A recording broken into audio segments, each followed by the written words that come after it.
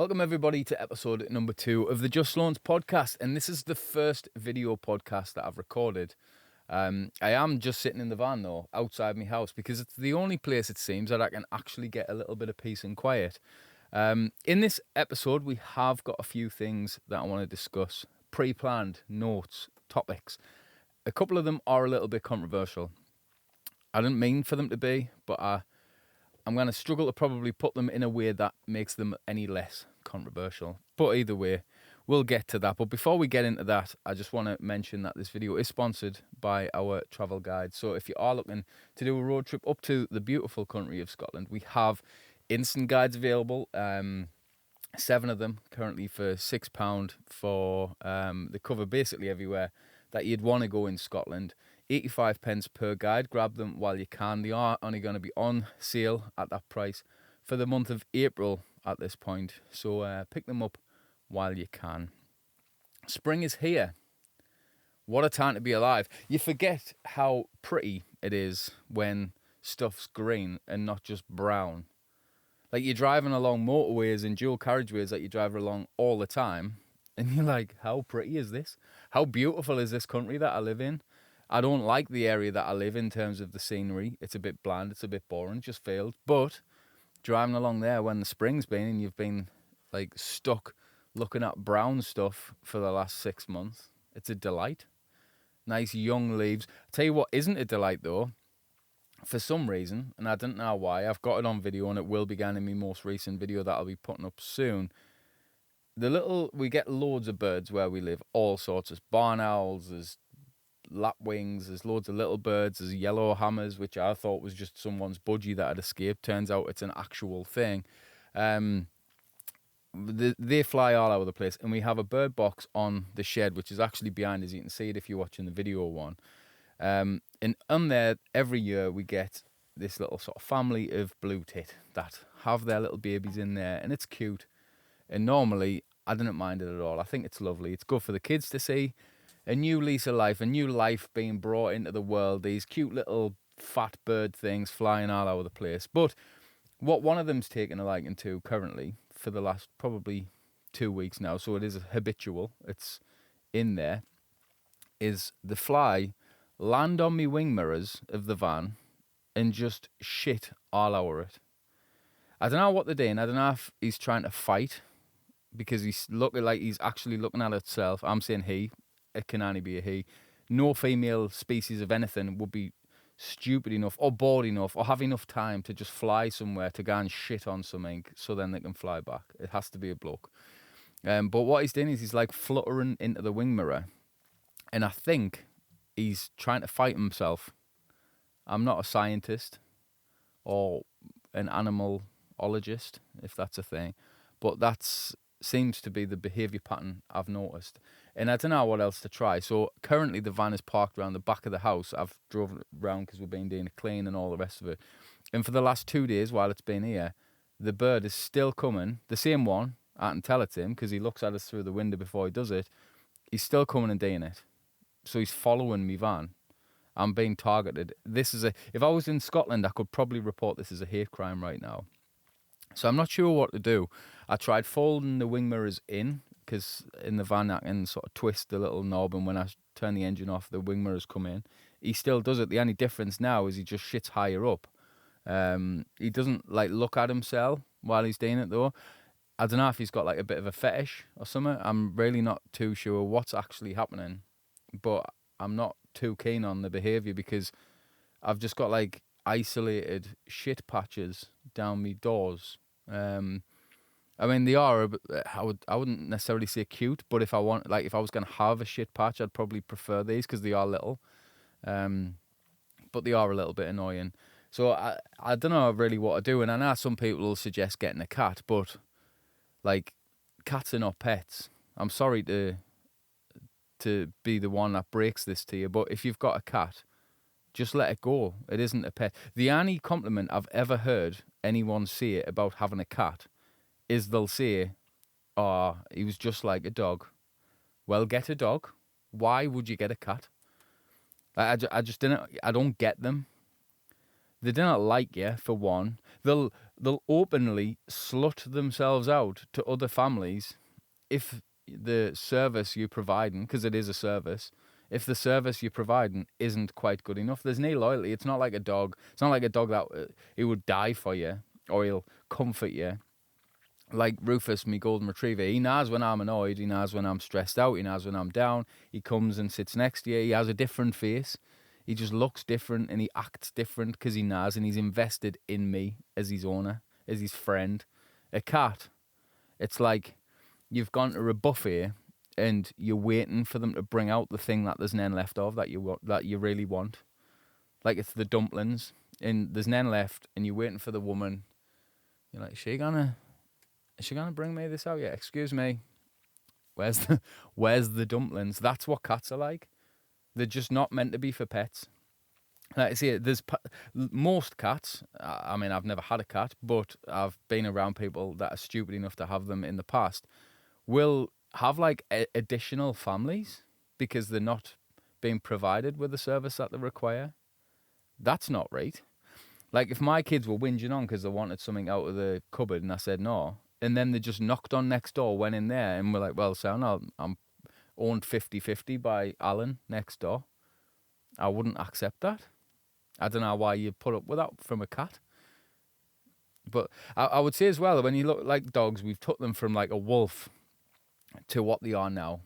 From like a pack killer, a hunter, to a chihuahua. I mean, that isn't a pet either. I'm not getting at that. Like chihuahua, like them sort of, they're not real dogs either. They're just not. Like little things like that. They barely, like some of them, they cannot walk properly, so you have to like carry them. Like, is that not a sign that that's not meant to happen?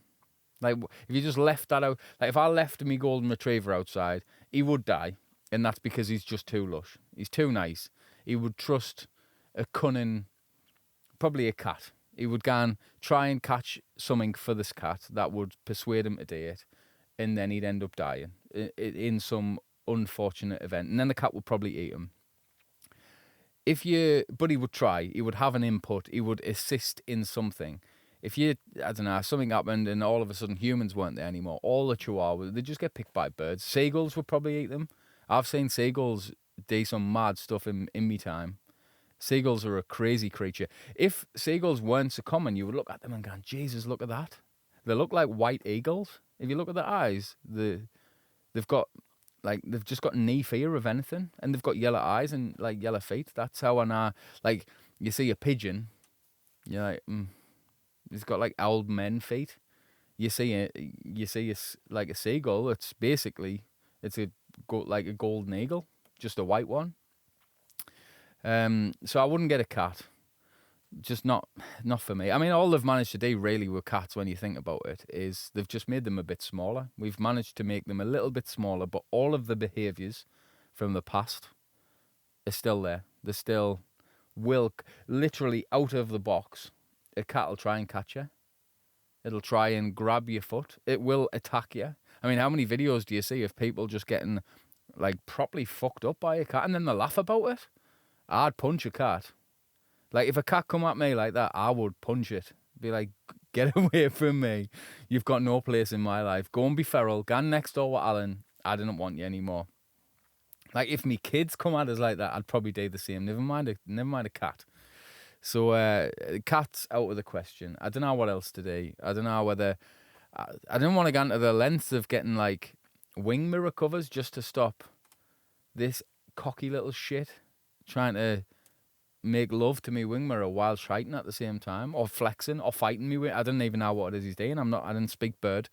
I haven't observed it often enough to identify a pattern, other than he just starts on me mirror and shits at the same time. I mean, his hygiene's quite good for the amount that's on me wing mirrors, and he doesn't just do one. He does that and then he goes to the twin and does the other one as well. So I didn't really know what he's getting at, but he does a good job. He's thorough about it.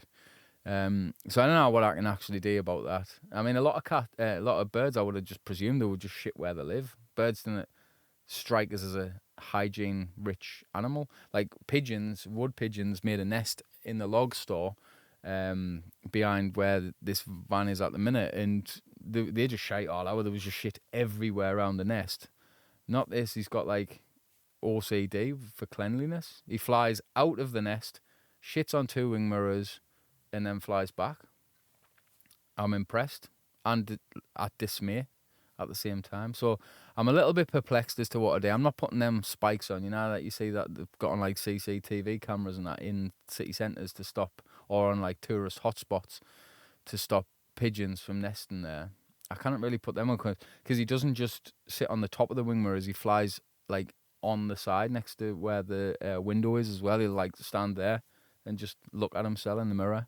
I wouldn't be surprised if he comes while I'm recording this in the van and starts again. And you will probably be able to hear him, to be fair.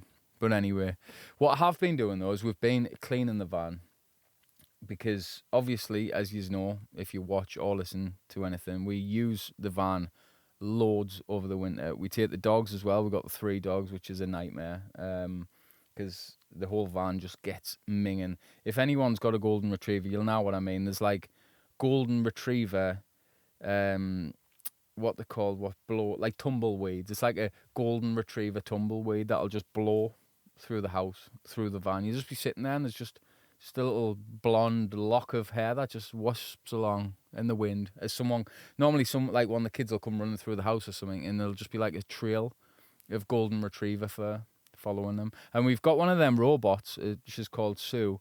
I drew a face and everything on her. One of them. It's a iRobot S9 Plus or something along them lines. Great bit of kit, by the way. You just put it down, set it off on your phone, it maps the house out, and then you can just... I know the Chinese will be spying on us. They'll know which parts of my house are dirty and which are not. But, like, in all fairness, she does a good job. The kid... It's funny because I called her Sue because you have to give it a name, and I had 2 at the time. I had Rita and Sue. Anyone old enough will know. I didn't have Bob. And the kids now, when we're sitting having something to eat or when we're doing something, and the Hoover comes driving through and it's going to my office first, then it works its way back and all that, the kids will be like, oh, watch out, Sue's coming through or whatever. Like, we've had her 2 and a bit year now, I would say. Probably 26 months, I think we've had her. She's put in... Well, last time I checked on the app, she's done loads of... In fact, I'll check it now because she's put a shift in. And I know they're not cheap. It's about... I can't remember exactly how much they are, but I think I paid... it was over £1,000 for her. I'm saying her as if she's actually like a thing. But if I go to history on the app, lifetime. So Sue has spent 638 hours and 43 minutes hoovering my house. 856 jobs. 193 dirt events, I don't know what that is, and she's emptied herself 928 times. And that's one of the 2 Hoovers. So that's 638 hours I've saved Danny by buying this Hoover. Honestly, like I say, I don't know, I'll check how much they are while I'm on. It's an iRobot Roomba S9 Plus. Not... They've changed them now. Oh no, it's because that's a different one. So they're about 1,300 quid roughly. But for a good Hoover, you're gonna pay a whack. Like a lot of the time, and all with good Hoovers, you're buying it because you just want to save yourself a bit of time. So you could buy a top-notch Hoover, or you could buy a Sue and a crap Hoover just to top it. Like Danny's like, oh, I'll give it a proper clean. To me, being a bit more of a minger, like, the Hoover's gone round, that means it's clean. Like, I'm not responsible anymore. I've put that on Sue to make sure that she's cleaned it to a sufficient level. So I don't even bother. Danny does. She'll follow it round with a Hoover her. I don't understand that. It's like, it's one or the other. I either need to listen to Sue or Danny doing it, but I didn't want to have to put up with both of you running around. It's like there's a competition going on. I don't care. As long as there's no golden retriever wisps coming across. What was I talking about before I started off on that one about the Hoover? Oh, we've been cleaning the van. So yesterday we started. It's been on our list for ages, but I just knew it was going to be a task, and I couldn't really be bothered But we started it yesterday. I've rewrapped the cupboard, so I've had to strip all the stuff off. That was, in fairness, it's not that hard. It comes off relatively easy. Doesn't really leave any marks on out either. I am making a video on that, so if you're interested on like sort of updating the interior of your van or your house, even really like cupboard doors and stuff, you can do it on there as well. Then there's a video coming for that. But you know when you like start something and you're just like, oh, why? Why did I think this was a good idea? Well, I got to that point pretty much straight away yesterday. I spent most of the day cutting vinyl, sticking them on. I got a little corner tool so the corners look nice and rounded. And to be fair, I'm happy with how it's turned out. But we started at about 9:30. About 6:30, 5:30, we were still gone. It was a long day. And then the reason we're doing it is because I'm doing an up-to-date Grand California review. So we've had the van, I think it'll be 3 years in August, so I'll need to get MOTs in it actually. There's a shout, I forgot about that. I haven't had to get a car or anything MOT for a long time. And because of we're doing that, I thought, what I'll do, I'll just have a check, because last time, I don't know if anyone who's maybe listening to this, some of you will and some of you won't know, but I started the YouTube channel just purely because I bought the Grand California based on the back of some reviews online. I didn't actually go and see one. There wasn't any in the showrooms. I bought this one from like Portsmouth or something and got it driven all the way up, and I hadn't even seen it. And I thought, to be fair, it looks decent. All the reviews are positive, so let's get one. I got one, and my experience was not what the reviews were telling us. And I started the channel because I thought I didn't want to let other people go into, like, I didn't want to change people's minds per se, but I just didn't want people to get into things blind. So like, one thing that seems to happen a lot, and I didn't understand it, and I don't know whether maybe I've done it before and I'm just not like that now, I'm not sure.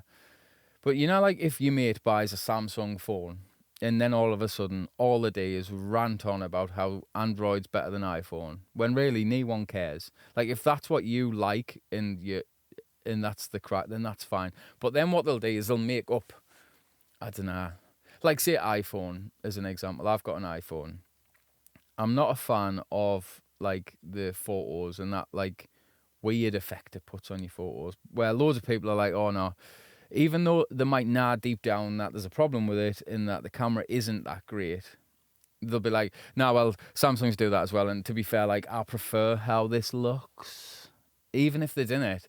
But they do it because they've bought it and it's their thing and they've like picked a team. It's like, I'm team iPhone or I'm team Android, or I don't know. It happens with sport, obviously. We all pick teams with that. I think the only time I think I might have done it is, and I got sucked into that accidentally, was probably with my camera. So when I first got my camera, I got a Nikon years ago, just because it was the only one. I got a Wonga loan. Can you remember Wonga, man? What was that about? How much of a bad idea? You cannot afford this thing, so just move the sliders until you get it where you think you can afford it. You cannot really. Until you think you can afford it, we'll do 350 quid. Oh, that's how much a month? No, that's too much. Oh, that's too much. Oh, you're moving this slider along and that 350 quid's turning into about 700 quid, but you've managed to spread it over like a year. You're like, champion, I can afford that. No, you can't. I got into some real messes with that back in the day. But I got a Wonga loan. I got myself a Nikon D3200. It was like 340 quid or something. It was like an entry-level DSLR. It was just when my daughter was born. And I think a lot of people do it with cameras, and you like pick a brand. Someone actually commented saying on one of my videos, oh no, it was a question answer thing, just as obviously as a joke, saying when are you going to upgrade your cameras to Canon? But that is like a thing. People pick a team and then they'll overlook a lot of the negatives of their thing, whatever that might be, because that's their team, and they're like, well, no, like, and they'll make excuses up for it. And so I didn't want to be that guy. I didn't want to be like that person who has a Grand California, has had problems with it, and then kind of, I don't know, makes up excuses for that. I just didn't want to be like that. I wanted to give like my opinion, just my experiences of the issues that I'd had over a chunk of time. It was over probably 6 to 8 months before I actually. In fact, it was April and I got it in August. So I'm not entirely sure how long it was. That when did I get it? August, September, October, November, December, January, February, March, April. So it was at least 8 months, probably closer to 9 months when I made this video. I'd had it and I'd never bother with it. Anyway, I went on the other day just to have a look at some reviews and just see what's happening with the Grand Californias on there. Are people still looking for reviews? Is it worth even doing a video about that? Because things have changed quite a bit, and I wanted to just give an up-to-date opinion on it. The things I like about it now that I maybe didn't before, the problems that I've had fixed and that have to come back up. An update on the build quality, because obviously I'm on now on 50,000 miles. I don't know if anyone else will even have one that has done this level of mileage before. I'm not too sure. So I just wanted to just give an up-to-date thing anyway. So I went on, and it seems, I don't know if it's VW that's done this or whoever, but it's been, YouTube has tried to be cleansed of any negative reviews. And what's happening is they're giving like vans, Grand Californias, to people to use for like a week, 2 weeks, go on an adventure and make a video in return. Tell us what you think about it. Now, I'll put you in the shoes of a lot of these YouTubers or bloggers or whatever they are. You're a small channel. Now, when I say a small channel, I mean anything less than about probably 250,000 subscribers I would class as a small channel, really. There's millions of small channels out there. Now, when you get the chance to work with, say, a brand like VW or whoever else, like a big brand, normally you'll get a decent chunk of money from some of the smaller brands, but the big ones, probably not so much. They're going to give you something to use, like a Grand. They're not going to give you a camper van, but they'll let you use it for a couple of weeks. In your eyes, you're like, I'm working with VW. I'm getting to use this. I can put it on my website and put it on there. I've worked with these clients and so on. You're not going to burn your bridges with these companies, for one. So you're already gone into this review a little bit iffy, because you're going into it where you're thinking of the future. You're thinking like, I would love to work with VW again. And if you're not thinking of that, in all fairness, there's probably something wrong with you. I'm not saying that's a bad way to think. That is how you probably should be thinking if you're treating it as a business. But this is where some of the problems begin. Then on top of that, what happens is you get given, so I'll use mine as an example. I got offered the chance to work. I've been, so many brands reach out. As soon as you start a YouTube channel, they'll try and jump on a lot of smaller YouTubers, like much smaller, like you get about 1,000 subscribers and you're getting like tons of offers to work on. I mean, on one of them, I got offered the chance to make a full dedicated video that had to be 8 minutes long. They needed to send it to be approved first, so they wanted to watch it first, make sure I covered all the features, and I got to keep the product at the end of it, and it was for a carbon monoxide tester. That I think was about 30 quid. So you will get some mad stuff. You'll also get some bigger brands. So like, for example, Bluetti, who make the power bank things, they got in touch recently and offered us a chance to keep. It was like the new fridge thing that they've done with these portable batteries and so on.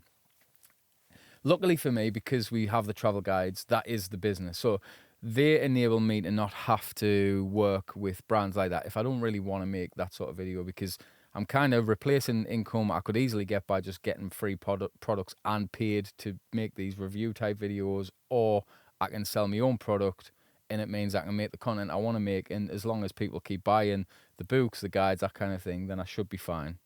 So when you get this kind of thing, you get like a list, essentially, of all of the things that you need to cover in the video, in the review, the specs of it, the good features that they've built in. Now, if I'm getting a Grand California, let's say as an example, for a week, 2 weeks, even if I get to do 2,500, 5,000 miles in something like this over a 2 week period, really, what use is that to anyone? And what I've seen a lot of these reviews, when I just had a flick through, I don't watch any van YouTube stuff. I just didn't watch it. I didn't find it interesting. And to be fair, the type of videos I like are much more tech-based or photography-based and more entertainment. And I find a lot of van stuff's a bit dull, a bit boring. And I watch kind of... It's just not my thing, basically. And I know that sounds mad coming from someone that makes videos in that. And people messages saying, oh, do you like, have you seen such and such? I just didn't watch that. It's not my thing.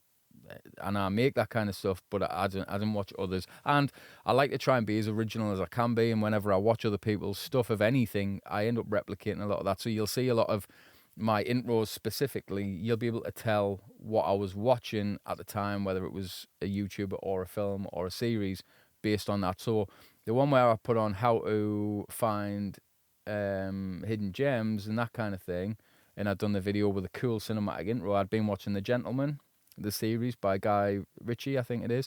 Guy Ritchie? Yeah, Guy Ritchie. And that classic music, the dramatic intro, the way I had the video on the like on the bonnet with like a shot of me driving and all the rest of it. That was because I was watching that. So a lot of the intros are because I might be watching Johnny Harris videos, whatever it might be, and I'll make my twist on that kind of thing. So I didn't watch other YouTubers for van stuff. And then the ones that I watched, they're starting off and they're like, the build quality's been fantastic, the layout's fantastic, I love this, I love that. And straight away, you cannot say that a build quality of something is good when you've used it for that amount of time.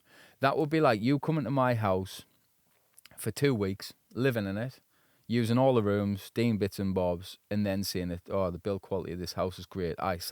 See what it's like in the winter, and when you get subsidence, as an example, you know what I mean? Like, it's not a long enough period to have an actual valid sort of opinion on something like that. What you can do is just a feature overview. This is here, this is there, this is that. You can use this way, you can use that way. We found it was a little bit tight or it was a little bit spacious. We like this area, we like that area. That is an opinion. You cannot start talking about the quality of the thing. You don't know. It can just be a face value thing. So like a lot of them are saying, oh, like whatever, like the way it's all built feels well made.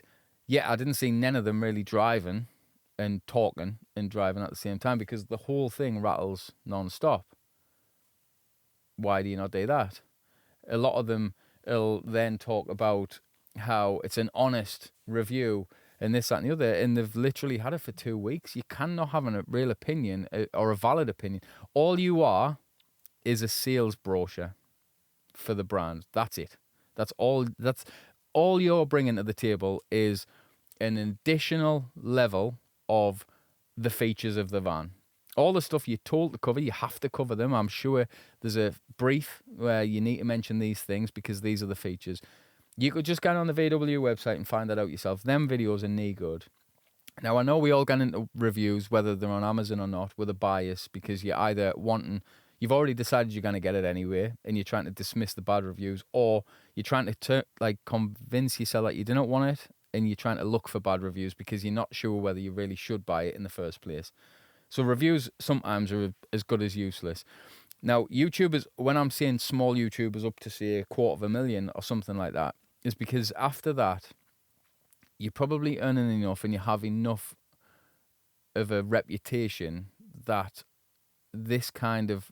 Like, if you got this van and you tore it apart, like, do you think VW, as an example, are going to ever offer me another van to use? They're not going to... When they bring a new Grand California, they're not going to look through YouTube and be like, oh, he was horrible about this one, let's send him a van. Like, I've probably burned any bridge that I may have had with VW by making a review on this van that I bought. How many of the reviews do you see of the Grand Californias are from people that have bought the van? There's very, very few. They're all, we were given this van for 2 weeks from VW UK, or we've been given this van from Camper Fantastic or whatever. None of them own the van. That's where the first problem lies. Like, that is an issue. You've been given something in return for this video. VW are not going to give me the van for me to rip it apart and post it online and for them to come out of it at a loss, essentially, because now there's a negative review on there. You can only do it if you have the power and the pull, which a small YouTube channel just doesn't have, to be able to resist this. Like, you're not going to go on a 2-week adventure, make a video and be like, look, in all fairness, I just didn't like this van. There's loads of problems with it, and if I post this, this is the review it's going to be. Best case scenario that would happen is the reviewer would just refuse to review it. You're not going to post that negative review, and even then, you've cut off. If you're getting flown out of Portugal to a launch of something like this, or you're getting flown out to wherever for a launch of a car, you're not, like, they've vetted you first. They're like, right, these are the people that have the audience that we want to access, and we'll give them that in return for a video. They haven't just done it by chance. They're not stupid. These companies are huge because of that. And the reviews that we're given in them instances are as good as useless. So that's that out of the way, I suppose. I don't want to rant on too much more about that, but me new up-to-date review, and things have changed, to be fair. I don't hate it anymore. I've learned to sort of deal with a lot of the problems. So that'll be coming in however long. Before we get on to the sort of very controversial topic, yes, that last one wasn't the most controversial. I've got one that's worse than that, unfortunately. Again, I just want to sort of promote the travel guide. So if you are planning a trip to Scotland and you're wanting to do the best road trip that is in Scotland, if it's not the NC 500, although that is a good road trip, then it is the ultimate Scottish road trip, and it takes you from Glasgow area through Loch Lomond, Glencoe, Fort William, up to the Isle of Skye, back across through Mallaig, Moray, and all the way around. It's incredible. Unless you choose certain parts of the Isle of Skye, none of it's single track, so it's easy to drive in any van, any motorhome of any length. And any of them on Skye that do involve single tracks, which in all fairness is the majority of them, all of that's covered in the guide as well. So you're not going to find yourself driving up any roads that you can't get back out of, not at least without you deciding to drive up it anyway.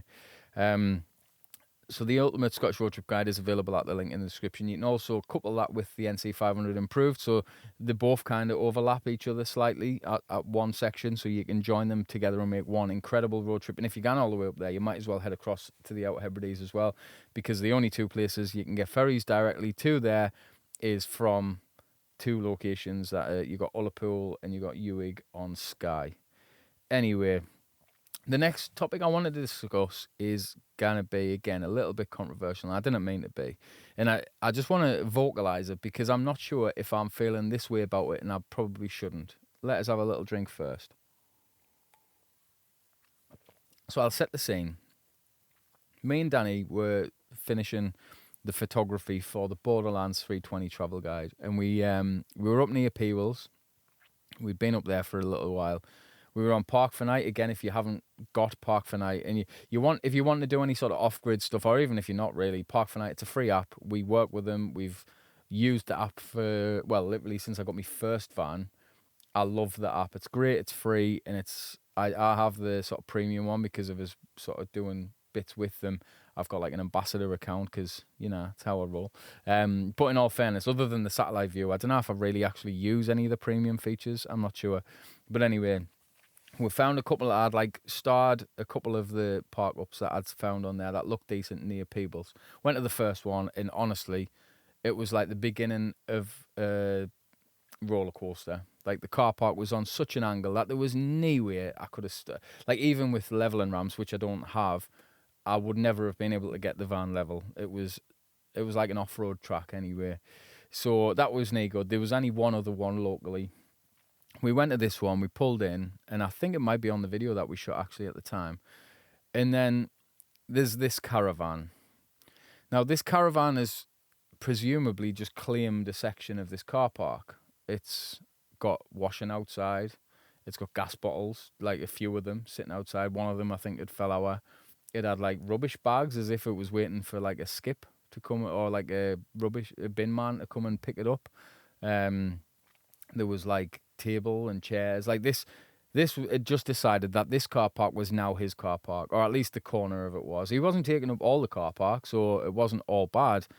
And I suppose I can only really like describe the look of this caravan by, imagine you had a caravan, you set it on fire, and then put it out with mud. That's the level of cleanliness that the exterior of this caravan had. I can only imagine, based on the exterior, what the interior was like. I wouldn't even dream of it. Sue would have a meltdown. She would be gone crackers. But anyway, so that was there. And I mean, we didn't get any bother. They had a wind turbine up the lot. That is, even the washing line that they'd hung, it was attached to the caravan and then across to the fence, across the grass. It was like they just decided that this is now theirs. Now, I don't know what you would necessarily call them, and I don't want to offend anyone. It's not, is it travellers or gypsies? I don't know if there's a difference or what. I'm a bit ill-informed in that sort of thing. But anyway, it wasn't that or them. Well, I didn't know that for a fact, but presumably it's not, because anytime I've ever seen any sort of traveller communities or gypsies parked anywhere, one, there's normally a few, and two, the bird is back on my wing mirror. He's just literally shitting. What is he doing? He's a little shit. Anyway, I don't think it was like travellers or gypsies or anything like that. They normally travel, they've got like a group or a small community, and their caravans are always immaculate and normally beautiful. This was not that. Like I said, this was like a mud hut, but it wasn't a mud hut. It was just a muddy van. Disgusting. Moss and like mould all over it. And it got us thinking, we were talking about it, and I was saying to Danny, like, I'm not sure how I feel about that. Now, if it was like an old camper van or a motorhome, to be honest, I didn't think that would have really bothered us much, if at all. And I know that sounds a little bit mad considering they would have been doing the same thing. But I just don't know how I feel about a caravan in an off-grid park up. It feels like they're not meant to be there.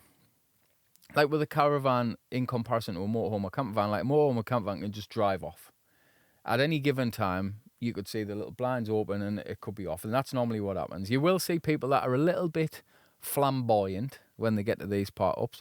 Not something I choose to do. Like, I don't really even like sitting outside in the van at all. I like to just get up there late, blinds up, didn't really see out an E1, get in there, have some tea, go to bed, I suppose.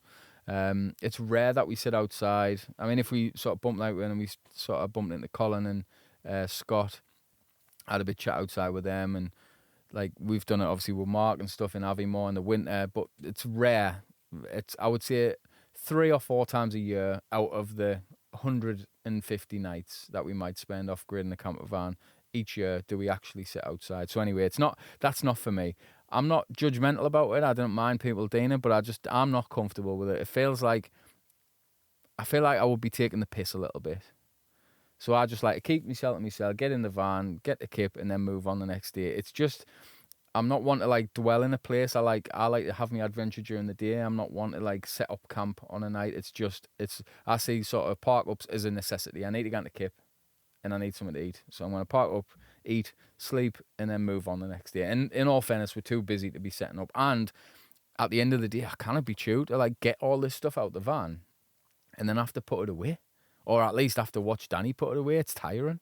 So anyway, some vans are a little bit flamboyant. They'll park up, they'll have stuff outside the van, they'll have seats, they'll tables and all that.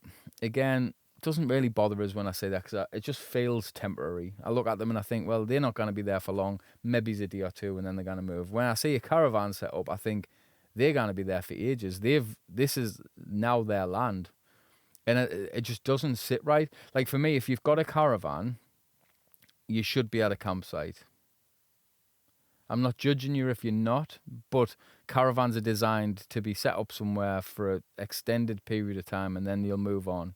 And in all fairness, that is mostly the beauty of a caravan because you tow it, you plonk that down, your house is now static somewhere for a while, for a week, a couple of days, whatever it might be, and you've got your car, you can mooch around, where a camper van, you set all that up and then you have to like drive off and you have to like unset it up or take it apart, put it away before you can actually move anywhere. So they're for different things, I find. So then when I see one in like an off-grid park up and it's like detached, they've got a thingy up, they've got gas bottles hooked up, they've got the water thing, that big barrel thing that they all have outside. I think it's water. Might even be toilet, I don't know. They have that outside. They've got like the seats, they've got put the little step there and all of that. I don't know about that. It feels like a land grab. So again, this could just be me. I mean, we've seen the same sort of thing on the Isle of Arran as well. I think it was either the back end of last year or the beginning of this year. We went to one of the pot-ups near Glen Sannox or up that way, and there was a caravan just set up there as well. That one looked, it was like Beirut in that corner. They had a right mess, and I didn't like that. And I don't know if that, like I say, if that's just a bit judgmental.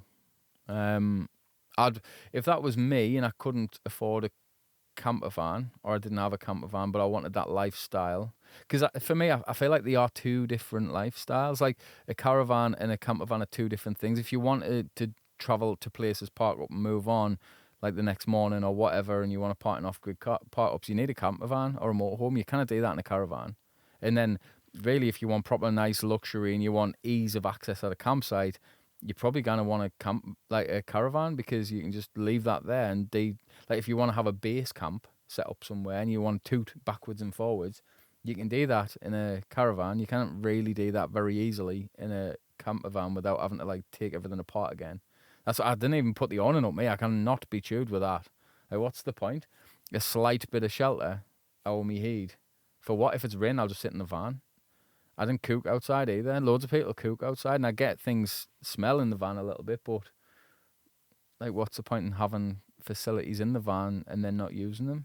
People go to campsites and they've got showers and toilets and that in the van, and they'll go and shite and get washed in the campsite. I just didn't understand that, mate. So, yeah, it would be interesting to find out what other people think of this idea of off-grid caravans, because like I'm basing that off I suppose a couple of more negative experiences. They were scruffy, and I know they're the same as everyone else. It's a bit like that scruffy family that live in the street. Like, you know which one I mean. They've normally got like an old Citroen with like a puncture, and I don't know, a boot that doesn't shut properly under a cover that doesn't fit very well on the drive, and then they park their car on the main road. And there's normally like a bike on the front garden from one of the kids. They've normally got about 5 kids, normally all boys. And the boys, they don't play football. Like, they're not into sport. They're just up to knee good. Like, that's the type of people I feel like have this caravan. I feel like it is that person. It's that same family. The ones that just were horrible as a kid. Like, they were just like a gang. So yeah, let us know what you think of that as a concept. Is it offensive to you when people do that? Are you not bothered? Do you do that? Are you one of these people? Do you have a Citroen on your drive that you can actually move or not? But I think that's it for this episode. It's been an interesting one. I've covered a couple of topics, and like I said, I don't necessarily mean to offend anyone, but if I have, then just get over it, I suppose. Sometimes opinions are opinions, aren't they? But thanks for watching and listening, or listening. It's been eventful, and it's been freezing in here, actually. I should have put the heating on. I've been absolutely brass. I'm sitting in here with this. I've got a fleece zipped up to the maximum, if you're just listening. And I'm still absolutely freezing. I have got Crocs on, though. Game changer Crocs, actually. I was late to the party with Crocs. Aidan had a pair on at one point, and I was like, what are you doing with them on? I mean, they were camouflage, so I couldn't see them. I thought he just had his bare feet out. But still, it was when I needed to get outside, and my daughter had a pair, and I squeezed my big old feet into them, ran outside for some, and I thought, oh, this is a delight. They're like slippers with traction. And then she told us to put them in sport mode. I didn't know that was a thing. You put the strap round the back and you can leg it all out. Rapido. Not pedo, like rapido, like fast. So I get yourself a pair of Crocs. I've got them on, and me merino wool darn tough socks. My feet are still freezing. So I'm going to call it a day for this episode. Thanks for watching. Thanks for listening. Like, review the show, whatever you do on podcasts, to try and get it out there to more people. And I'll see you in the next one, where hopefully it'll be me and Danny, if I can persuade her to actually come and talk to us for a bit. I don't know if she doesn't want to be on the podcast, on the video, or she just doesn't want to talk to me. It's one of them, though. Probably the latter. See yous in the next one.